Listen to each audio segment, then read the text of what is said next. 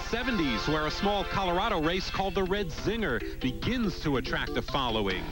Greg LeMond, an early hero, the blonde-haired, blue-eyed sensation, taking on the Soviets in the 1981 Cours. LeMond and Connie Carpenter, triumphant victors on the final day. The 1980s found LeMond under the tutelage of Bernard Hinault, the French superstar.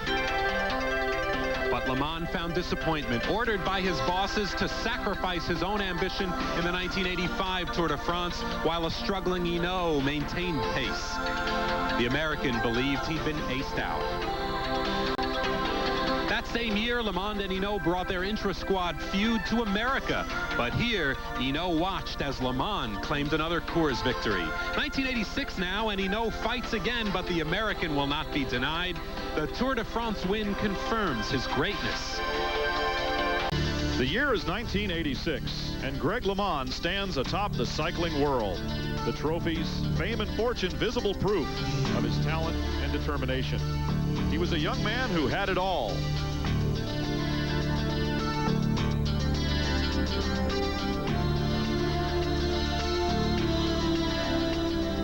A simple diversion, hunting with his brother-in-law, brought it all crashing down.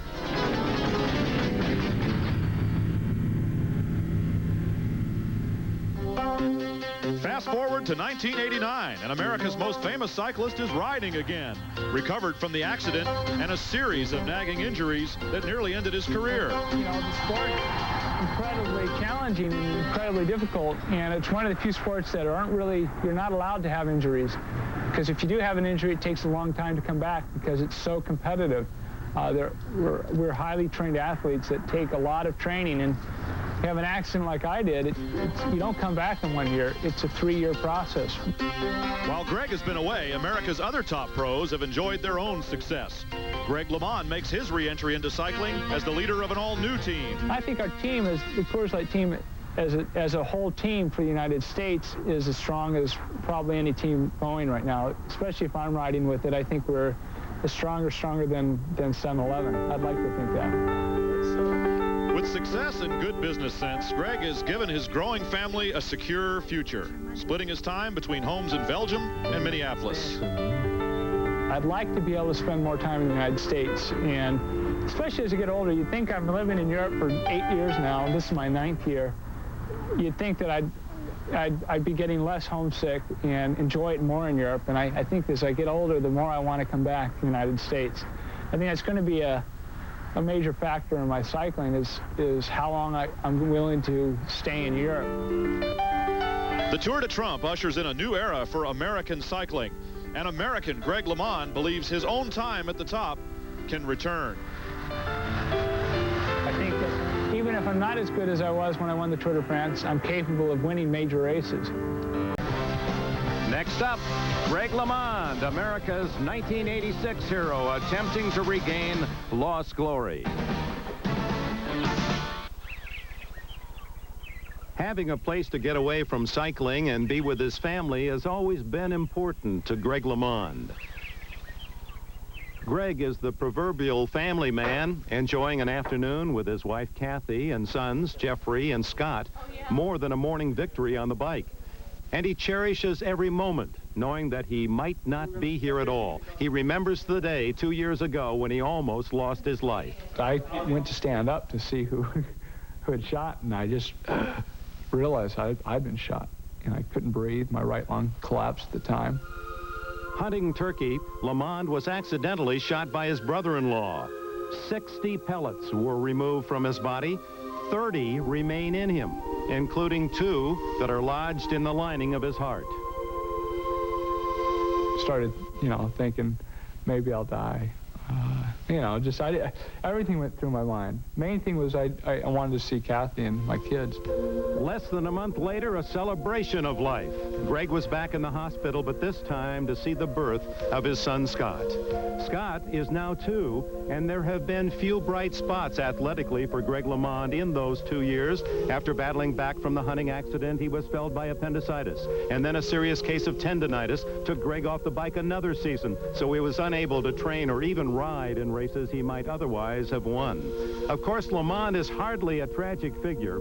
His stunning career began with a bang at the tender age of 22 when he won the World Championship of Cycling in 1983 in Switzerland. This victory proved to the cycling world that Lamond was a potential star and helped destroy the myth that an American could not succeed against European racers.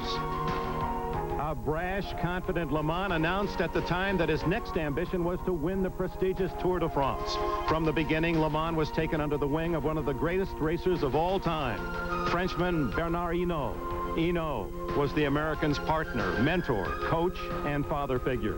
It was at times, though, an intensely competitive partnership. In 1985, Lamond helped Hinault win a record 5th Tour de France. But in the 1986 Tour, when the Frenchman had promised to repay Greg for his sacrifice and help Lamond win his first Tour, Hinault changed his mind, and Greg found himself alone in a battle against the great Frenchman in a French race, against the entire French nation. Despite the odds, he became the first American to win the race, but because of what Hinault had put him through, he couldn't enjoy his victory. You know, if there was a point in my career to have an accident, it was at that time.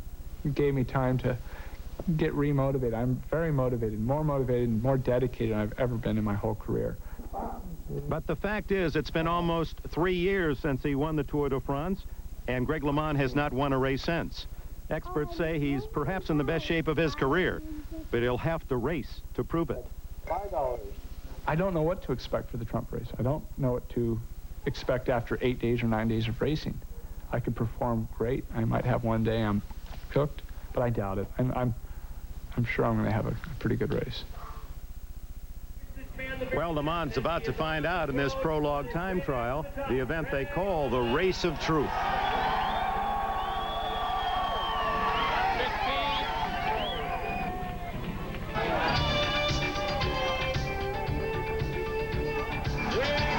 Before the accident, LeMond was a feared time trialist, a man whose talent and courage defied all odds. But now, on the treacherous surface of the Empire Plaza, LeMond demonstrates a kind of caution only a man who's come face to face with death will ever know. But then again, even at his peak, LeMond was never one to savor racing in the rain.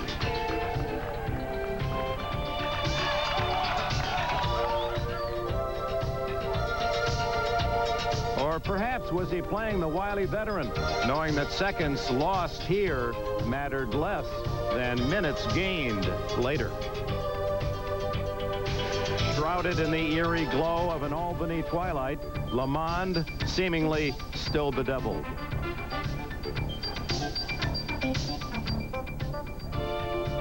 In the end, the one-time Tour de France champion would finish 65th. And so a racing star once nearly invincible on American soil was forced to accept an early modest role. Was among them Dag Otto Lauritsen, enjoying the spotlight generated by his pink race leader's jersey and strong 7-Eleven supporting cast. Greg LeMond says he's beginning to feel better, but continues to face questions about his team. I think it's not as easy as people think just to throw together a team and race as well as a team that's been together for 6 years. And I think we're doing extremely well. I think in other races we've challenged 7-Eleven, and Tour of Americas we beat them.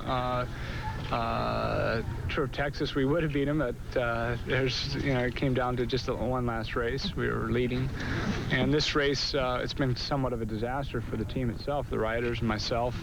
Everything's been going wrong, and but it's not the first time it's happened in my career. It's been I've seen that happen many times in other teams, and 7-Eleven's had those experiences too. And their day is right now, but who knows what's going to happen in the Tour de France or other races.